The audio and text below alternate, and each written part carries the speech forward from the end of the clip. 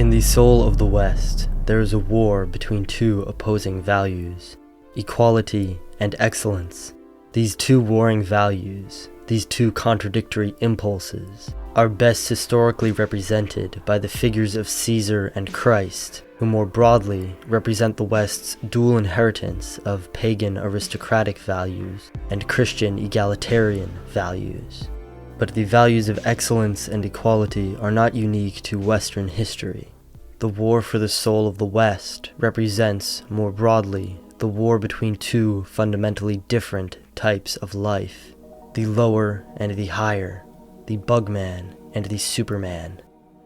In nature, we can see that the fundamental driving force of life, the will to power, of which the will to survival and reproduction are subsets, is expressed in two fundamentally different ways. The drive to master one's environment is the primary mover of all life, but there is a trade-off between a species' ability to gain supreme mastery of its environment and its ability to survive and reproduce. Life forms like insects practice mass replication. There is little, if any, differentiation between individual ants. The individuals of the species are essentially identical, and their individual lives matter little. Their power comes from working together to form a eusocial colony, which operates in perfect harmony. The rule of this kind of life is the submission of the individual to the herd. Its virtues are conformity, equality, and homogeneity, and its aim is social utopia, or rather eusocial utopia. It seems appropriate to call this type of life lower life because it aims merely at the mass replication of homogeneous and relatively simple forms. This is the type of life which proliferates in the Western world today. In contrast, higher life expresses its will to power through differentiation, competition, and the submission of the lower in service of the higher. A lion is much larger, more beautiful, and more powerful than an ant, and therefore requires more resources to survive. This rules out the possibility of mass reproduction as a path to power for the species, since each child requires large amounts of time and resources to reach adulthood. Thus, we can see that the fundamental instinct which drives the lion is the exact opposite of that which drives the ant. The driving instinct of lions aims at the creation of supreme individual specimens. A lion does not seek to serve the tribe. It does not aim at eusocial harmony. It aims to differentiate and realize its individual powers, to become master, to become the best of its species. And to do this, it will challenge and kill its father and brothers, and slaughter the offspring of other lions when it takes over a pride. For the lion, reproduction and survival are mere extensions of the lion's individual power and its mastery over its environment. This is much different from insects, which live for the sole purpose of mass proliferation.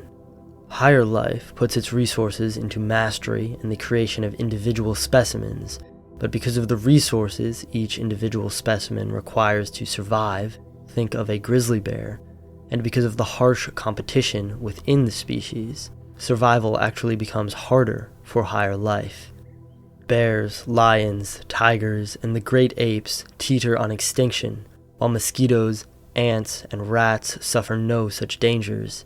Insects and rodents easily survived the extinction event which wiped out the dinosaurs, some of the most magnificent and powerful creatures to ever walk the earth.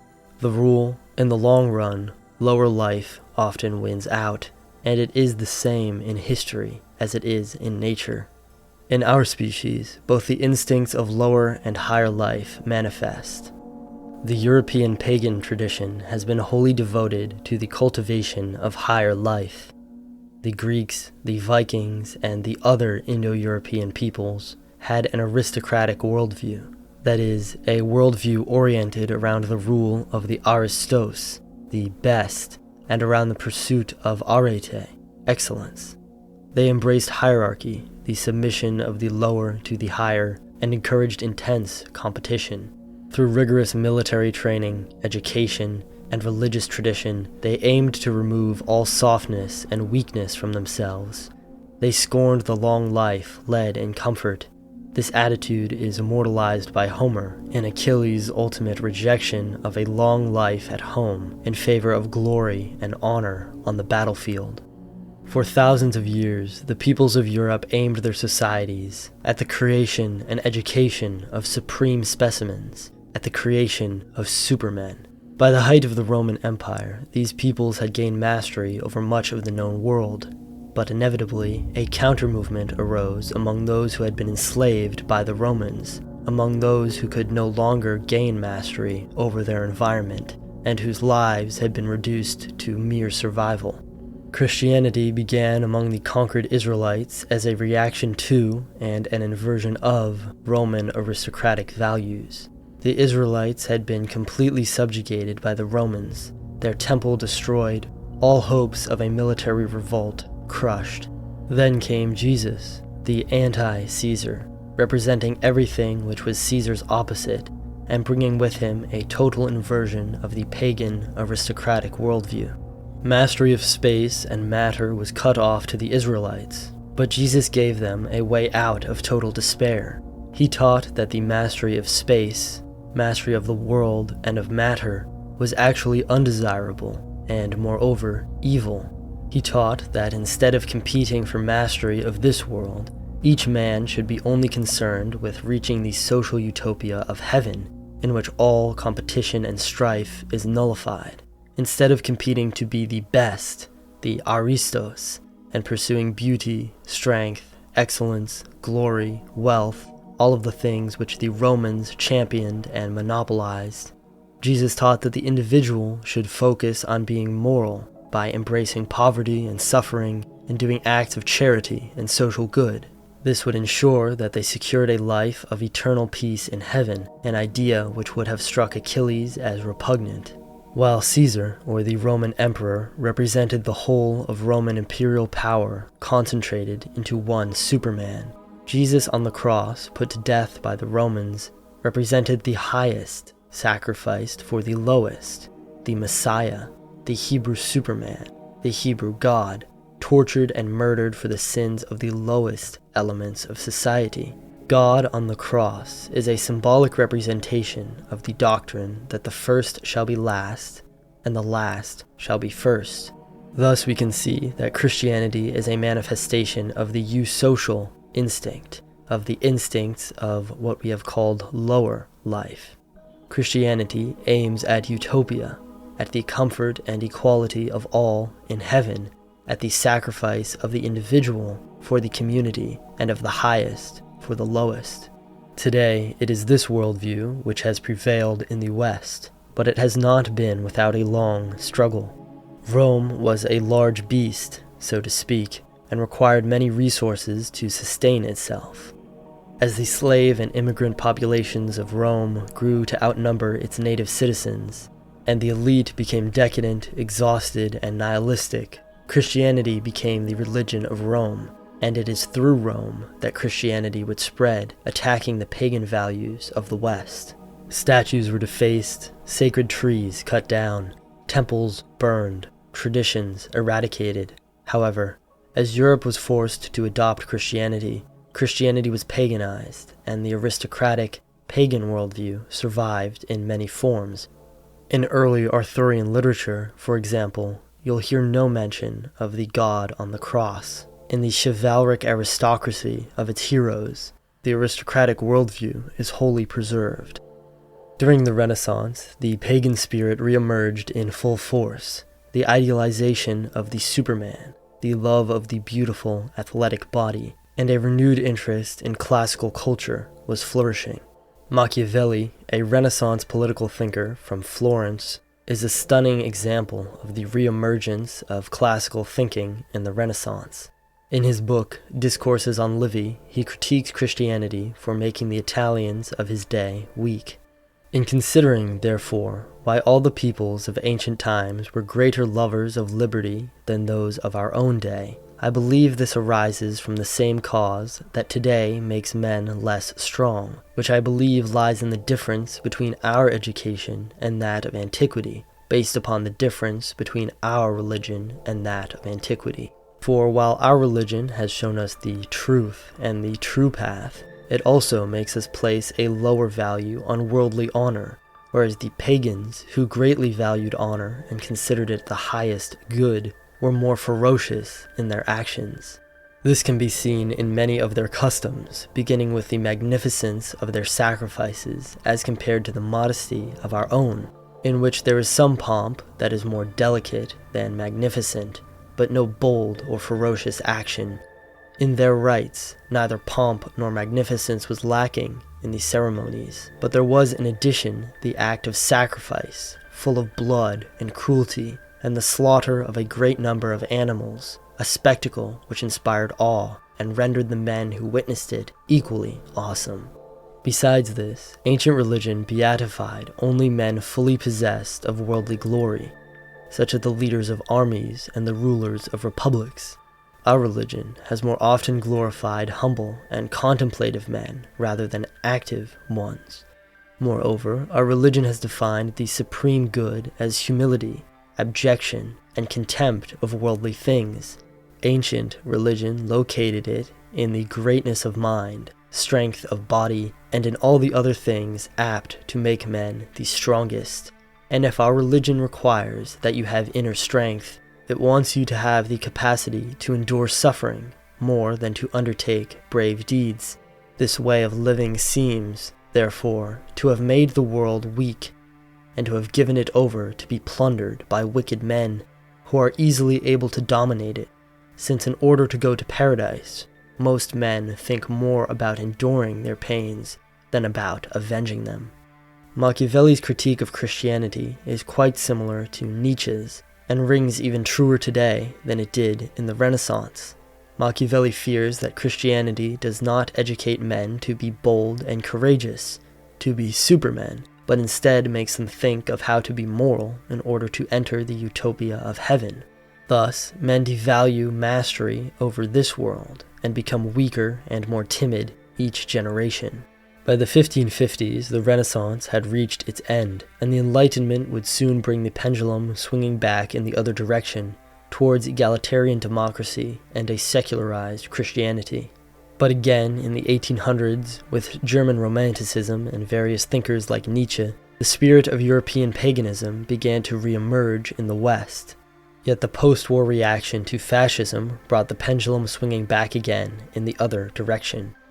Today, it is abundantly clear that the instincts of lower life, of bug life, reign supreme in the Western world.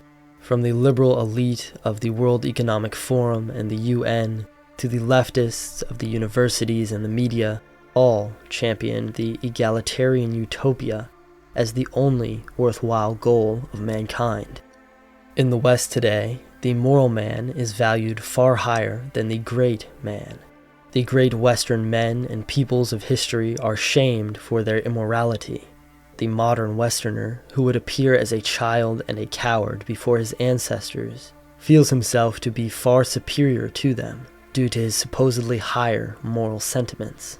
Those who seek glory and power for themselves are shamed, while those who are self-sacrificial and exhibit out-group preference are praised.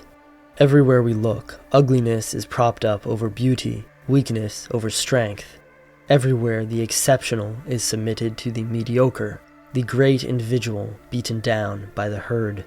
Everywhere in the West today, excellence is trampled upon for the sake of equality. There is a conservative element which offers resistance to this destruction of the West, but they too are liberals and have their philosophical roots in the Christianity of the Enlightenment. It is only in rare enclaves that the doctrine of excellence over equality is espoused, and the Superman is posited as the supreme goal of mankind. You find yourself in such an enclave right now. If you are listening to this, you probably find the idea of living a peaceful, long life in a pod, surviving off of synthetic beef and pureed insects, to be repulsive and claustrophobic. This is because you believe that mere life has little worth, that survival for survival's sake is a life fit for insects, not men. You believe that the purpose of life, your purpose, is to manifest your inborn potential by striving to master yourself and the world. It is not your destiny to sit at home and get fat while you drown yourself in entertainment. You were born to conquer the world. You were born to explore the stars. I must admit that the political situation is glum for those who would pursue the path of higher life, but there is hope. One such hope lies in the revival of European paganism. Where Christianity has failed to protect the West, the revival of paganism offers both a fresh start and an ancient well of tradition to fall back upon. The beauty and simplicity of the resurgence of paganism is that it requires little interpretation. In texts like Homer, the poetic Eddas, and the Icelandic sagas, the heroic, aristocratic values are both implicit and clear. Though reading someone like Nietzsche will help you truly understand the Greek way of life, one needs no commentary, no philosophical or theological interpretations to read the Iliad. One simply gets it. In fact, to not get it is very hard, so clear and vivid are the words of the ancients. Academics have to jump through endless hoops and impose absurd interpretations upon the classics to make them even vaguely ideologically acceptable. Another great hope is the internet and its ability to allow like-minded individuals to connect and organize. It is estimated that the population of Sparta was only about 10,000 at its height. Never underestimate the ability of a small group to make a great change. Technology has allowed me to create this channel and connect with you. Soon, the creation of communities and schools will be within reach. And another hope. The reigning ideologies are losing legitimacy in the eyes of the public as they fail to provide the utopias they promised, as they in fact do the opposite, and the West quickly hurtles towards financial, political, and social collapse. In all likelihood, wars and civil wars are in the near future of the West, but the instability that is coming, that is already all around us, will give us the opportunity to seize and shape the future, and to provide an alternate path for young men and women seeking answers in a collapsing world. I urge you, my brothers, to run towards what is hard, to put your body and spirit under pressure, for it is in competition and challenge that higher life thrives. It is under pressure that higher life manifests its true potential. Seek freedom, for this will make you strong, and where strength walks, beauty follows. In the Antichrist, Nietzsche wrote, "Let us look each other in the face. We are Hyperboreans. We know well enough how remote our place is. Neither by land nor by water will you find the road to the Hyperboreans. Even Pindar in his day knew that much about us. Beyond the north, beyond the ice, beyond death, our life, our happiness. We have discovered that happiness. We know the way. We got our knowledge of it from thousands of years in the labyrinth. We sickened on lazy peace, cowardly compromise, the whole virtuous dirtiness of the modern yea and nay, this tolerance and largeur of the heart that forgives everything because it understands everything is a sirocco to us. Rather live amid the ice than among modern virtues and other such south winds. We were brave enough. We spared neither ourselves nor others, but we were a long time finding out where to direct our courage. We grew dismal.